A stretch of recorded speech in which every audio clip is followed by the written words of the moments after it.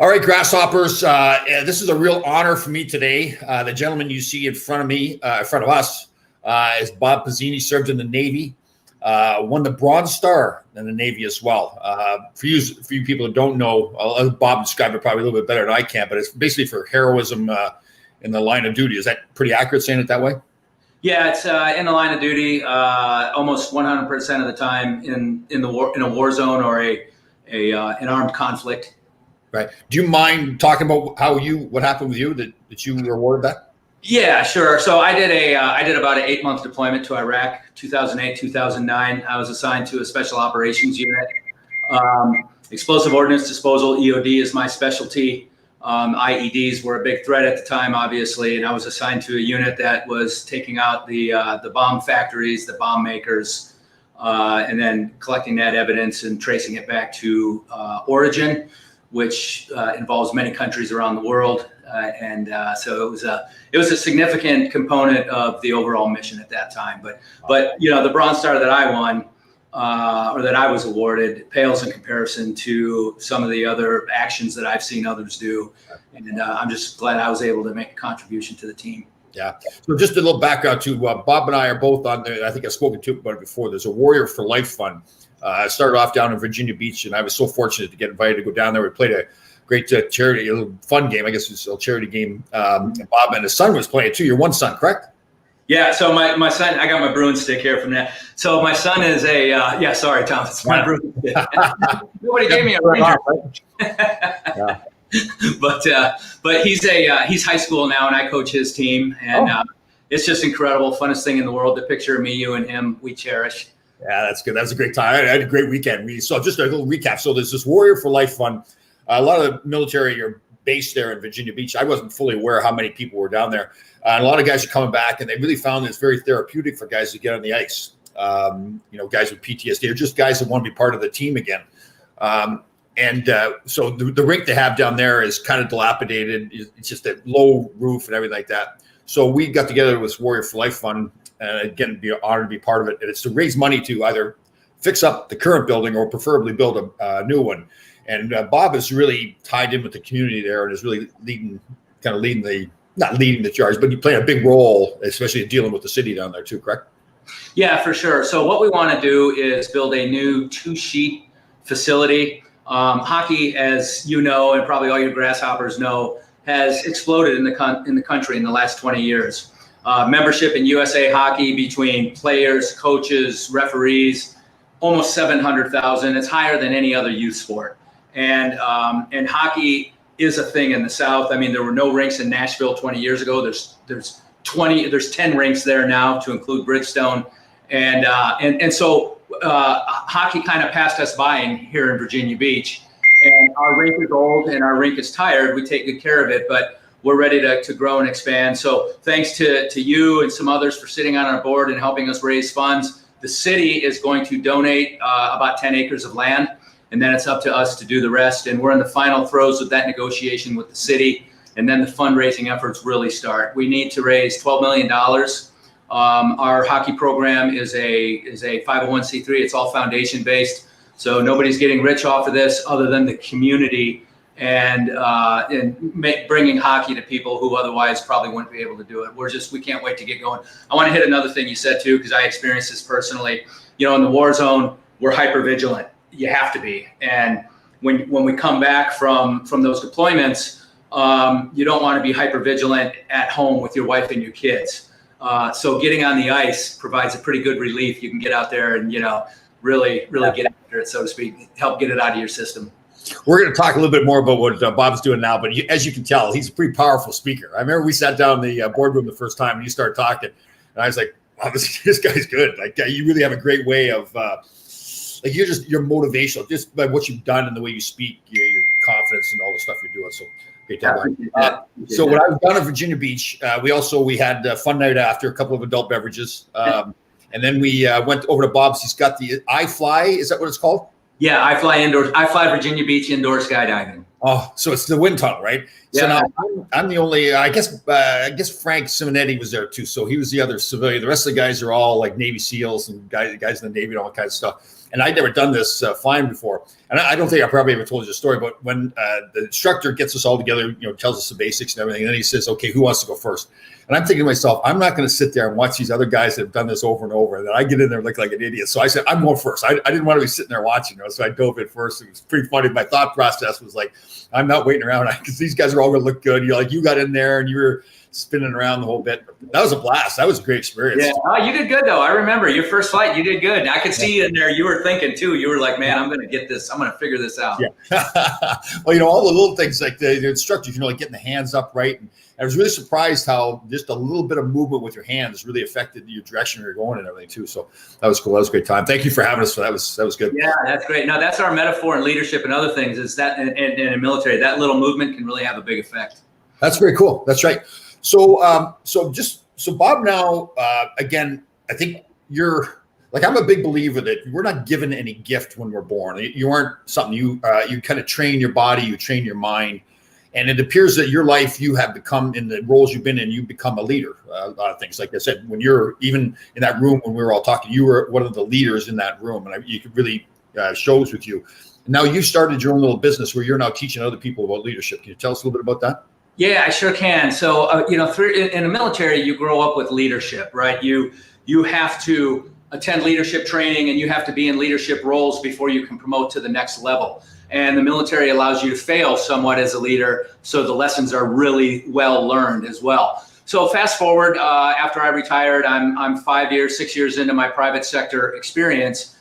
I have a company with 40 people. And I was looking for leadership training for mainly my management team, six people on my management team. And we went to Franklin Covey and we went to Dale Carnegie and we did a few other things. And that stuff's good. I'm certainly not knocking that. But I didn't find that real specific foundational building leadership that I grew up with. So I put something together for my team. I presented it. They responded very well. And I believe leadership is perishable. So we revisit this on a regular basis. People outside the organization saw what I was doing and they said, man, take that to market. They said, there's nothing out there like that. And on top of that, I really enjoy doing it. I enjoy leading. I enjoy being led as well. So although I'm a head coach this year, I was an assistant coach for many years on the ice because I didn't want to be the guy in charge, So anyway, I put this together. It's called Elevate Your Leadership with Bob Pizzini. And if we do it, COVID kind of messed things up a little bit, but when we do it the way it was designed, we do it at iFly Virginia Beach, and we incorporate flight time into a full day leadership experience. Now I've pivoted with COVID, and I'm doing 2 hours a day for 3 days in webinar format. But the summary there is, if I didn't believe in leadership, I wouldn't have had the military career that I had, and I certainly would not own and operate a multi-million-dollar business. Right. And where did your leadership start? Like, did you play sports a lot when you were a kid? Was it the military, or where did that all come from? Yeah, that's a great question. I think it got real when I was in the military. As a kid, I played every sport there was as a kid. I'm sure you did too. And you're a good hockey player too. You're very good in the ice there too. So, started out as a goalie, as a matter of fact. Okay. So, but and then I was a scuba diver as a young man. I grew up watching the undersea world of Jacques Cousteau, and I was fascinated by that. And when I turned 18, you could enlist, and I could become a Navy diver. Holy cow! I can be a Navy diver. And so that's what I did. I enlisted at the age of 18, became a Navy diver, and in Navy diving, it's as real as it gets. You're out there in the open ocean, 300 feet, whatever the dive profile is. And as a very young man, I'm in charge of very complex diving operations. So you have to take leadership serious. Your teammates' lives literally depend on it. Yeah, it's funny for me because I grew up in a little farm boy. Really, I really wasn't very open or social. I was always named a captain on my team or assistant captain more because I led more like with my skill, not necessarily skill, my work ethic and all that. Yeah. But it wasn't until probably when I got to college, and I was really. It's funny how things kind of fall like you fell into something. You decided to join the Navy, and you were put into a position now where you had to lead. And when I went to college, I went to Northern Michigan a long time ago, 1976, and it's the first year they had a hockey program. It was the first year I went there. So there's no upperclassmen to show us around or anything like that. And it's a funny, it's kind of stupid story really in some ways, but I'll never forget. we all think we're like big man on campus, we're hockey players or something. In Michigan, heck yeah. But we get there and nobody knows we even have a team yet when we're first here because we haven't played a game yet even. So we got invited to go to a dorm, a bunch of girls in the dorm. It's probably like 10 or 15 guys. And we all got to the door. It's hilarious thinking about it because we're all these tough hockey players. We got to the door. Everybody's afraid to open the door to go in because we're like all these freshmen and all these girls are on the other side.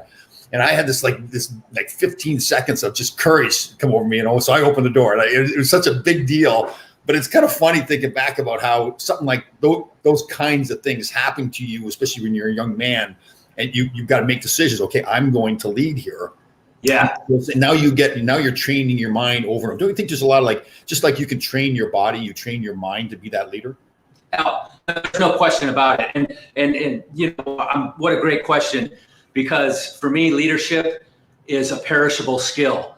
Just like a hockey player has to practice, just like a musician rehearses, leaders have to constantly revisit the foundation and the tools of leadership. I had somebody ask me the other day in one of my leadership seminars, he said, isn't leadership like riding a bike? You learn how and you don't forget. And I said, well, if you ride that bike once a year or twice a year, then you've gotten as good as you're ever going to get at riding that bike. But if you get on that bike every day, or if you practice new things with that bicycle every week, you're going to continually get better and better and better throughout your entire life. And that's what leafelong is. Right. It's this constant learning, this constant evolution. And I link it directly with something called lifelong learning. Not my term, obviously, but lifelong leaders are lifelong learners. Yeah. Isn't that true? Man, I got to tell you, since I get on all this true grit life stuff, my diet constantly improves, my workouts constantly improve, my dealings with people. Like every time I do something, it seems like I've learned something, especially hanging around with you guys. And seriously, it's true. I just think, and we were talking about before the show, how I was took part in that swim across the Hudson with some of the Navy SEALs. And actually some of your buddies were there as well. I didn't realize that. I didn't know you were there. I wish I'd have known that. I'd have made some links. Yeah, good. All right, next time. We'll do it next year. Yeah. But, it's like every time you're around them, we talked about it. I think when people have done things in their life, they've had to study, they've had to learn, whatever it is. It's the military, sports, career, relationships, whatever. You learn things along the way, right? And you now get more confident in yourself. And now you're dealing with people. Like I feel like for me, I feel like I'm a better person than I've ever been, both physically and mentally. So when I deal with other people, like I'm more willing to really engage with them. Like I'm not worried about myself anymore. And I see so much with military, you guys in the military, that's one of the common themes, right? When you're a part of that team, like in battle, you're not necessarily fighting to keep yourself alive. You're fighting to keep your teammate alive. And you go through those things, I think, and it gives you that license to be that confident man like you are in dealing with people. To me, it's that learn, to say, like part of the reason, I went on that TV show Survivor was that I was 60 years old, and I wanted to show that just because I'm 60, I'm not going to quit getting better in life and doing new things, right? Sure. Yeah, I love that mentality. So. Yeah, no, you hit on a couple things that are key. One of them is, you said that your health is as good as it's been, and your energy and your mental clarity, and that's something I learned actually recently, and it's part of my leadership offering. If you're a leader, rest, hydration, nutrition, exercise, brain and heart health, and lifelong learning are key to your daily functioning as a leader. Key. But how much water do you drink on a daily basis? Most people don't know that. How much water should you drink on a daily basis? Most people don't know that. If you're dehydrated, your mental clarity is not as good as it could be. All these little things that take guys like me and you who are beyond our 50th birthday, obviously. Yeah. And it keeps us sharp. It keeps us optimized for the rest of our professional lives. The other thing you mentioned many times now is team, and that's what it's all about. It's good teammates become good leaders, and good leaders develop good teammates. It's been my experience, and it's been awesome. I tell you, when you touch on the diet, I'm sure like a lot of people, right? When you're in your 20s, you feel like you can eat anything you want, drink anything you want, and I guess you do get away with it because you're younger. But yeah. I guess since I've learned more about my diets, like getting the stuff like the turmeric and ginger, and you're eating avocados and bananas and all this kinds of stuff. Like a lot of people laugh at me now because I used to have this bad habit. Like every 3 months, I don't know where it would come from. I get the desire to eat Kentucky Fried Chicken. Yeah. Oh, I know where it comes from. And I just would have to have it. And I wouldn't buy just like a 3-piece meal. I'd buy like the 20-piece meal. So I'd eat chicken for a week. And then I'd feel awful after, right? And now the thought of eating Kentucky Fried Chicken, because I cleaned up my diet, my whole lifestyle. And I know you know this too. It's not just the diet too, right? It's the whole lifestyle. It's your mental outlook on things, your discipline. I think discipline's such a big thing. And to be that leader. Now again, I just feel like the better your lifestyle is, it's so much like you now can lead other people because you're feeling better about yourself too, right? That's absolutely right. And you're a much better leader. They also see that in you. They're more willing to be good followers because they've got greater respect for that leader who clearly has self-control, who clearly is living the example or the expectation, setting the expectation, so to speak. And it gives great comfort and confidence to those under your charge to see you in that capacity. Nobody never be the leader who has storm clouds over your head.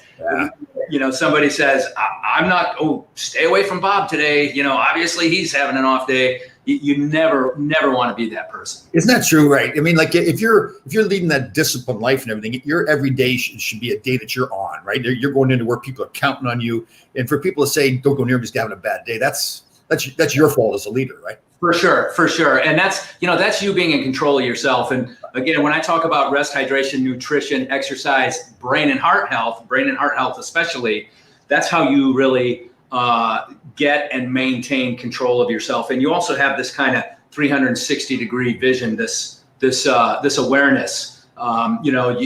Literally, when your heart rate accelerates, if somebody comes in and says, Tom, you're not going to believe that the most terrible thing in the world just happened. A lot of people's tendency is to, grab the chair and go, how the hell did that happen? When you do that, your heart rate goes up, your blood pressure goes up, your blink rate goes up, your vision literally narrows. This is your sympathetic nervous system, right? Fight, flight, or freeze. It's kicking in. And you lose clarity at that moment as a leader. But if you know that and you control that, stop and breathe is what you always hear people say, right? Well, I'm sure the meditations and the breathing processes that activate your parasympathetic, expands your vision, slows your blink rate, slows your pulse rate, and allows you to see the big picture and understand. Leaders need to be in control of themselves in that capacity, and then they can truly lead. See, that's fantastic stuff. I love that because I still am stubborn, but all these things, like people come to me with intermittent fasting and talking about that kind of stuff. And I finally now got onto that, and I see how much I feel much more mentally clearer. And people talk about how that can happen with intermittent fasting. But the breathing and calming yourself down. When I went on the TV show Survivor, I had a trainer, a good friend of mine, and he started training me. And he's really big into all that too. Like, I would walk into a room and he would have 5 rings of different colors sitting on the floor, or he'd have something written down and then I'd read it and then he'd erase it. And then he'd get me on the bike and I would get my heart rate elevated, or he would aggravate me in some way. And I could memorize, before I got on the bike, I could memorize the order those rings were in. But once I got on the bike and elevated my heart rate, yes, I wasn't thinking clearly enough. He would have me memorize a poem and I could say the poem right straight through. As soon as I elevated my heart rate, I couldn't remember the poem anymore. So it was interesting that practice it and actually see it happening. And then he would say, okay, well, how do you stop that from happening? Like you said, that's stopping and taking those deep breaths and really calming down. And it's amazing, like in my late 50s, I played the NHL for 11 years. I didn't know that stuff. I didn't know my body was reacting that way. And now all of a sudden, I'm learning, right? So. Yeah, no, that's exactly right. My whole professional life, Navy Special Operations, we PT, we jump out of airplanes, we dive the depths of the oceans, and your body talks to you and your brain talks to you too. And most of the time I didn't clearly understand the communication. Now that I'm educated in all this stuff, now that I do yoga, now that I understand sympathetic, parasympathetic, neuroplasticity, these are things I wish I would have learned 30 years ago, because I could have really been in the driver's seat a lot more. Isn't that true though? I mean, it's just the stuff I guess that's just life, right? That is the point. We're learning all the time, always getting better. You just look back and say, geez, I wish I had learned it like when I was 25 years old or something like that. But I'm really big on talking mainly in terms of sports teams, like tiers of leadership. So like, in the hockey sense, you've got the captain of the team and you got assistant captains. And I always thought it was really important that that assistant captain really understands his role and how to support the captain, right? So the captain is kind of the guy that he's guiding the ship. He's leading people, but he's not dealing with the minutia all the time, right? Like, so the boss, and I guess in a business sense, has to have people underneath him that make sure what he wants to have the tempo of the company or the team.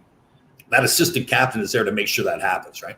Yeah, exactly. And I don't. First of all, the leadership team has to be unified. They all have to be on the same page. And they can have dynamic tension and have disagreement, but when it's game time, hey, we're all on the same page. And I'm not sure if this analogy applies to hockey, but it applies kind of to what you're talking about. In the military, we have what are called 3 levels of warfare. So you have the tactical level of warfare. Those are the frontline troops that are pulling the trigger, that are getting the tactical level work done. You have the operational level. This is kind of your assistant captain, so to speak. They facilitate. They say, okay, this platoon's going to go here, that platoon's going to go there, and at the end of the day, this is the mission we're going to accomplish. But that mission and other missions that are ultimately assigned come from what's called the strategic level, or the coach level, or the CEO level. They set strategy. Right. So you have the strategic level, the strategy is set. You have the operational level where plans are developed to execute the strategy. And then you have the tactical level where the strategy is actually executed. That's pretty cool. You talk about your son's favorite team being the Bruins, and obviously my Rangers are my team and the Kings that I played on. But the Bruins, the way they run their organization, like with Zdeno Chara and Patrice Bergeron, like to me, I've talked about all the time where I think that's part of the reason. I don't think they're a better hockey team necessarily than anybody else, but they've got that leadership there. And it just seems like you walk in that locker room, and particularly Chara and Patrice Bergeron, they've determined how that team's going to operate. Like like initiation used to be a big thing in the National Hockey League, and it was hazing then. Now it's like rookie dinners and all that kind of stuff. Yeah. Okay. But it was interesting to listen to Chara talk, that no, if you come on my team, you're on the team. Doesn't matter you're your first year in the league or your 20th year in the league. You're on my team now, and we're all going to get treated equally. But at the same time, that first year player has to know how to respect those older players too. So I admire that attitude, like I talk about with the military guys, where they're, as a leader, you're so confident in yourself because you put in the work. Like Zdeno Chara, for example, his work ethic is impeccable. So when he comes to the rink, he knows he's done the work. He's a confident hockey player, a confident man. So when he deals with those other people, he doesn't need to have initiation or hazing on his team. They're like that. I think that stuff was done more to help those older guys maybe feel better about themselves, where they push that young guy down. Like the real strong leader pulls people up with him. Don't you think? The military went through the exact same evolution. Back when I made chief, 100 years ago, which is a pretty big promotion, there literally hazing was the order of the day.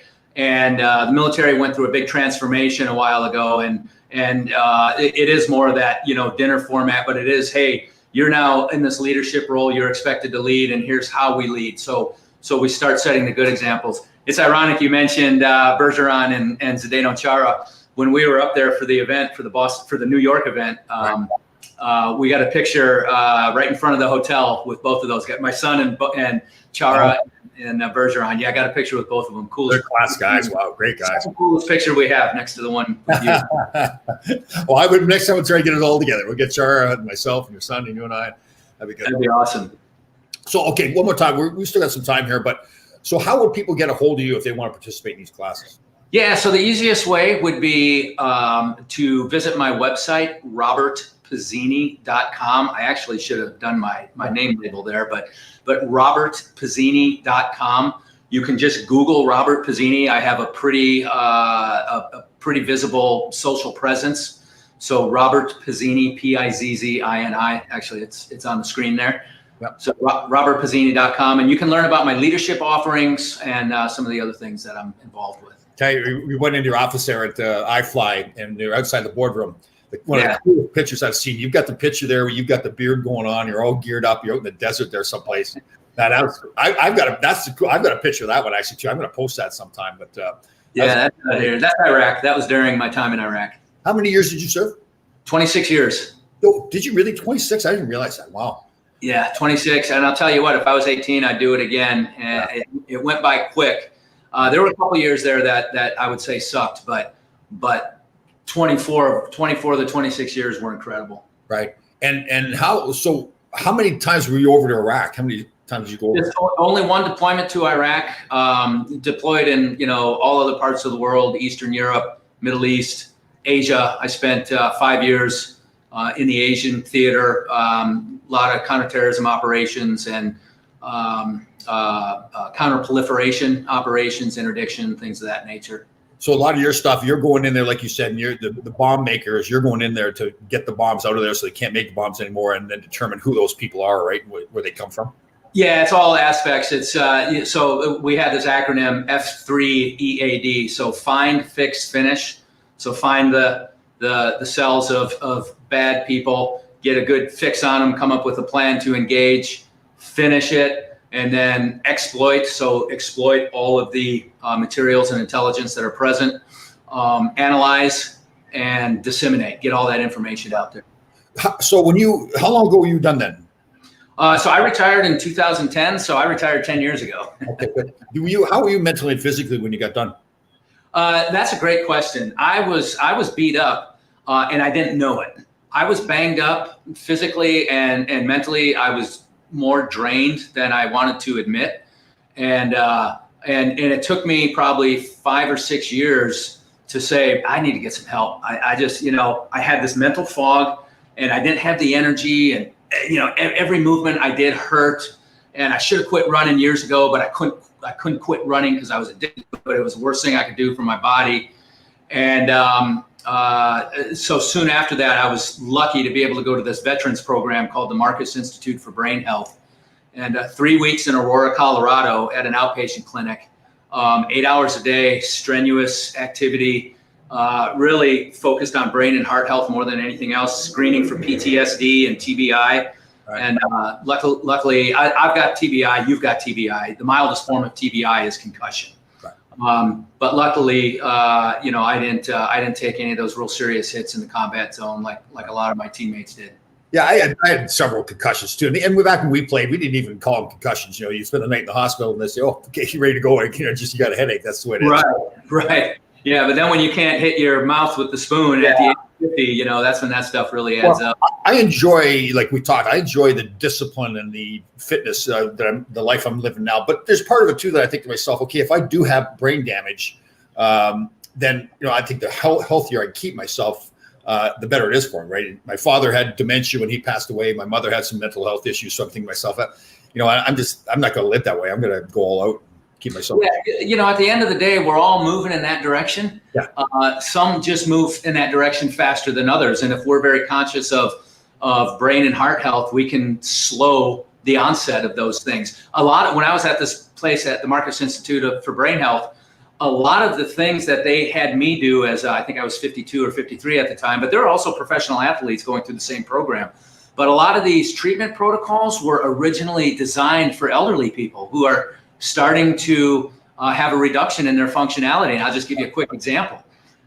If you're walking down the street and there's a slight incline, your brain and your body just automatically leans forward a little bit, recenters yourself, and you just keep walking. You don't stop and think about, how am I going to walk up that little incline, right? But as you get older, your brain's ability to process that and then communicate it to the rest of your body attrites, it reduces. And as we exercise these things, we strengthen ourselves. We gain that strength back. So just little things like that. So they have you do all these little things that keep your brain constantly challenged, which keeps it strong, and it communicates to the rest of your body. It's just super cool stuff. Isn't that cool? Like I've learned now too that like when I'm working out, like I do all my exercises on 95% of my exercises on a BOSU ball.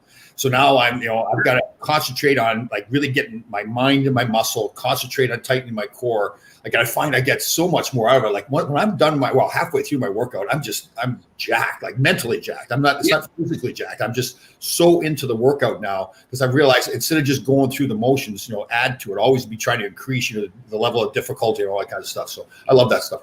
Yeah, when you challenge your brain like that, so there's something called neuroplasticity. When you elevate, and I learned this out there at Marcus as well, when you elevate your heart rate to 60 to 85% of your age recommended maximum, and age recommended max for all the athletic nuts out there, it's 220 minus your age is your age recommended max. So for me, That's 166 beats per minute. But when I elevate my heart rate to 60 to 85% of that, neuroplasticity in your brain functions like someone flipped a light switch. Neuroplasticity is the brain's ability to grow, change, adapt, and heal. So you talk about being on that Bozu ball, you're challenging yourself mentally as well as physically. You're elevating your heart rate. You're doing the best thing you can do to maintain and advance brain health. It's unbelievable too. You know what I've also learned, like you talk about diet, I've really got into the apple cider vinegar too. Apparently like the brain health, and like I talked about the fasting, like it's interesting learning those things, that how you can affect your brain, but what you put in your body and how, and when you put the stuff in your body too, right?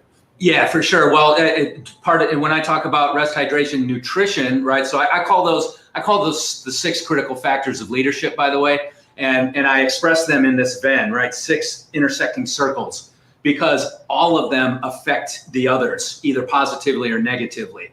But what I learned, in 3 or 4 years ago, is how to eat the right way throughout the day. So you don't hit this trough at 2 PM where you can barely keep your eyes open, and the mental fog just totally takes you out for the rest of the day. Now I'm energized through the end of the day. I look at my watch and it's 5 o'clock and I'm like, holy cow, where'd the day go? And nutrition enables that. It's not difficult. And then there's food prepping and things of that nature. I prep my food now. Yeah, it takes a little time.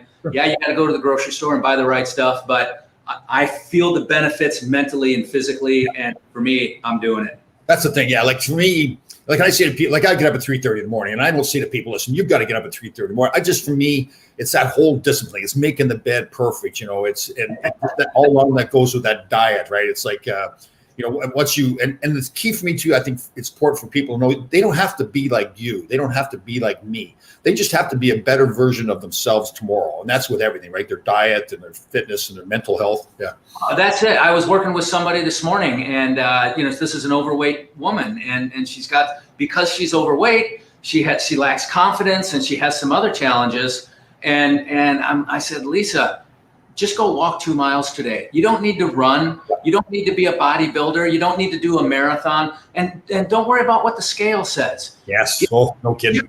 Get your heart rate up and get out there and get that neuroplasticity turned on and activate some sympathetic and parasympathetic and let your body do what it was designed to do. I saw a presentation by this one researcher, and he said that all the neuroreceptors in your brain are designed to intake the chemicals that your brain and your body release. Right. And those are the most powerful chemicals that could ever be taken up in your brain.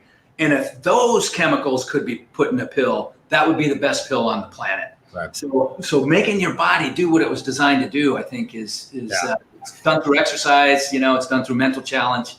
And do you think too, somebody explained to me the physical reaction to this too, that the way you live your life, like there's a great Shawnee warrior chief, this Tecumseh, and he has all these poems. It was in the movie Act of Valor, and it was some real Navy SEALs in it. And this one guy was a big fan of this Tecumseh. And the one poem, this Tecumseh, he's a great writer too, this warrior chief, and he talked about how to beautify your life.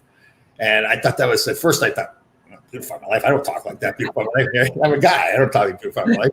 Now I think like that's glorious, right? And what I find is like if I'm going for a march out someday, so when I walk, I try to get the most out of each stride. So I call it a march. And if I'm passing, especially now with the pandemic, there's a lot of other people are walking. So if I pass somebody, like to me, I make a real effort to say hello to that person. Now I can see where maybe it's intimidating for a woman or something like that, so I try to be careful with it. But somebody's walking down the street and they pass them, there's nobody else around. I think it's incumbent upon me to interact with that person. And then once they stop and go, oh wow, yeah, that's pretty cool. This guy's talking to me. Like you feel better about yourself. Like I find once I do that, I leave, I'm walking away, I'm going, wow, that's pretty cool. So random acts of kindness, do it every day. My son just craziest thing in the world. Yesterday, my son and my daughter are twins, they're the same age. And my daughter asked my son, Dominic, she said, Dominic, can you help me with my math? And he's like, oh, I got to do this and I got to do that and I got to do the other thing and I still got to do my homework. And I was like, son, whenever somebody asks you for help, you should say yes. Yeah. The answer should be yes. Yeah. Now go help your sister. And he did. And everybody was happy after that and everybody felt great, but random acts of kindness. I've heard this all my life. It took me a while to figure it out and experience it, but the more you give, the more you get. Yeah. There's no question about that. Absolutely. Totally true. And it may not always happen right away. It may take months or whatever. Like then all of a sudden things are going to start coming your way because of the way you've treated other people, right? Because people now are going to, when they've met you and they go, like I say, like you're the same way. If I go to make a presentation to somebody or talk to somebody or just be in a podcast or whatever, I'm going to give them my best effort. I want them to see the best that Tom Laidlaw has to give, right? So when they walk away, they go, "Wow, that guy, that's pretty cool," right? And then they're feeling about better themselves because now I've gone out of my way to make them feel better. So I think that's fantastic stuff. So yeah, it's cool. No, that's I got to say that was my experience the first time you and I met, and. Same way. It was a two-way street. Yeah, you're good. You're great. We had a great time that weekend. So, well, listen, I don't know about you. I'd like to do this more often. I don't want to keep you. I know you got a busy schedule and all that kind of stuff, but we will try to get together once a week or something. We'll have little chats like this. I think it's very rewarding. So, yeah, hey, I'd love to talk to you anytime. But I got okay. So you're a great interviewer, great questions, great discussion. I got one question for you. Good. What's going to happen tonight? Well, Tampa's record after losing in the playoffs is 6-0 so far. And once they lost the game, the next game they win. I think Tampa's really learned how to win, and they realized they didn't play their best game last game, so they're going to be sitting there going, "Okay, listen, we know how to win." They'll get back to us. I love Dallas, how hard they've hung in there, but I think Tampa, and I'm going to say Tampa wins by 3 or 4 goals too. So. Okay, all right. I'm pulling for Tampa. John Cooper, Coach Cooper, used to coach the Norfolk Admirals here. I was there in 2012 when they won the Calder Cup. So, oh, cool! I didn't know that. That's right. That's cool. Yeah. The big thing I think would be hilarious. I know every time you see Gary Bettman come out and hand out the Stanley Cup, the crowd's always booing. It doesn't matter who it's the home team or visiting team. Obviously, there's not going to be a crowd there tonight. I did a podcast earlier this morning with Kevin Allen. I do it with every Monday and Wednesday, and I'm really pushing. I hope that they pump in some booing noise when he comes out there. Like it'd have to be his idea, right? And he's got a great sense of humor. But I think that'd be classic. Completely classic. That most appropriate for sure. Okay, well let's if you're okay with let's try around and do this every week. We can do it every Monday in the afternoon, see what our schedules are, and I think it's been very rewarding, and hopefully we can pass on the stuff to our leaders or our followers. One more time. RobertPizzini.com. That's it. Appreciate it. Perfect. And I'll post that on my website too, on Facebook, along with this video too. So we'll get her done. Good job. Great to talk to you again. Okay. Hey, thanks.